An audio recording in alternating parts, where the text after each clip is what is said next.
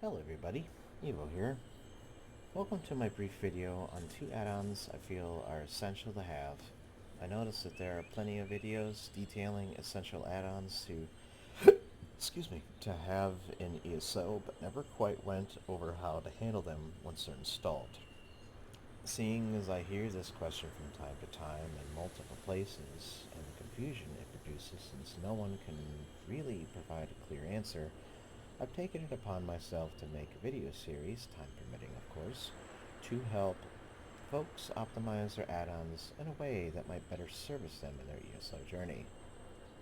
This video will be covering their HUD elements, how to move them, and suggestions on where they should be placed, as well as in general. The two add-ons we'll be covering today are both Crutch Alerts and Code's Combat Alerts. And we'll start with the one you will use the most, Crutch Alerts. Getting us started, the HUD elements. Number 1, the exclamation button. It shows the name of an incoming attack that's about to come at you. Either they be a light attack or a heavy attack, or even an attack that is a mechanic that's targeted at you that may or may not involve damage. This is the main feature of Crutch Alerts, really. It will tell you everything that is about to happen to you if you're targeted from an enemy. You may want this in an area of your focus, where your eye can easily see it. Number 2, the light box bar. This is exclusively a Cloud Rest feature. For those who don't know, that's a trial. And won't appear unless you're doing Cloud Rest, so no need to worry about having this in a bad spot, as you won't be seeing it regularly. This tells a few things. To make it simple, this is what it does. The first box tells you if a spear is available in the area, like in the arena, to be sent down into the portal. The second box tells if the spear is in the portal and ready to carry an orb in the portal. And the third box tells if the orb and the spear have been consumed. Now, this isn't a mechanics video for Cloud Rest, so I digress on that. This is what this part of the HUD is for, though. Number 3, the boss timer. When you first approach a boss, they are not targetable. This tells you in how many seconds will the boss be targetable before engagement can begin. We know how bosses love to monologue, like me. Excuse me. Number 4, the boss HP mechanics bar. This health bar will be quite helpful to know when a mechanic is about to happen in a boss fight. Practically all trials, and some dungeons even, perhaps many of them, will have a line stripe through the health bar to indicate when a mechanic is about to happen, with a word or two detailing the mechanic. I recommend putting this just at the edge of your zone of focus on the screen, wherever that might be. Now, how to move them. You hit Escape, Settings, select Settings, Add-ons, and then select Crutch Alerts.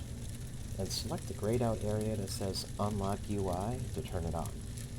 Remember, when you're done moving and adjusting your HUD elements, remember to turn this off when you're done by selecting it again, and then when it would have to be grayed out. And if it's grayed out, then it's off. The option to move things on your HUD has been turned off. And once you're satisfied with things, then I would recommend reloading UI, just to be safe. Now on to the next add-on, Code's Combat Alerts. Now the HUD elements for this one. Number 1, the heavy attack one-shot indicator, also known as the cast bar. In the chat box, you would type /CCA, then hit enter. In the chat box, then, you'll see a list of commands you can either toggle, and one among them is the ability to move the cast bar. You can also type /CCA move --move to move the cast bar and skip this menu outright in the chat box. You will want this placed in a location where you can't ignore it, really. A good idea would be near the center of your focus on the screen, wherever that might be. Remember that if two or more of these heavy attack or one-shot mechanics happen at the same time, they will be presented in a horizontal fashion. Unfortunately, to test this, you will need to be in content to see if it's in an ideal spot, as it will not appear until such an attack is about to begin. Number 2. Purgeable effects on players frame. Only really visible in content, really. This kind of frame can be moved around even when in a trial without activating anything in the settings or typing in the chat box, really. Actually, it's preferred you do this, in my opinion. A great example would be when you're in a Halls of Fabrication trial. When fighting the dinosaur bosses, the first bosses, as rolling Wummer balls that need to be interrupted traditionally, a common strategy is to just let them fire off and the supports spam their efficient purge ability to heal the purgeable effects, hurting the party. And that this purgeable effects window shows how efficient the purges are really working, as it will display in red if somebody needs to be purged, or it's just see-through, but their name is see-through if they have nothing. Note: this add-on can be finicky and customized. Yeah, this add-on can be finicky and customized positioning of the cast bar might not work. I can't say the same about trials though, but in dungeons, I think its positioning is different in every dungeon. So I think the customized positioning for the cast bar works in trials, I believe, but in dungeons, it might be much finickier. Oh, getting to the point of the suggestions. So for Crutch Alerts, I do try my best to not exaggerate about things, but these two add-ons will save your life in content on multiple occasions. Crutch Alerts more so than the Codes Alerts, in my opinion. Both add-ons do have an issue sometimes with overlapping each other on notifying you if a heavy attack is coming or if a new mechanic is starting to happen during a boss fight, but in a way that you'll get 2+ notifications that you need to act on ASAP. And that kind of heads up, I think, is most welcome.